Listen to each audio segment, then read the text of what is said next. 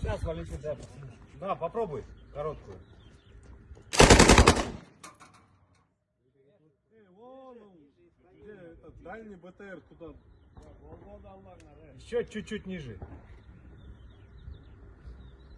Оп, а то в землю сейчас. Вот примерно попробуй.